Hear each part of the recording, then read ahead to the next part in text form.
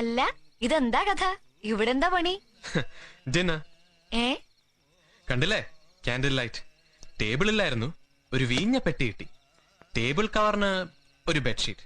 കുറച്ച് കയറിയതാ, പക്ഷെ ഇരിക്കാൻ 2 ബെസ്റ്റ് ചാക്ക് കെട്ട്. വാ. എനിക്ക് മനസ്സിലായില്ല, ഇതെന്തിന്റെ പുറപ്പാടാ? താനിങ്ങോട്ടിരി.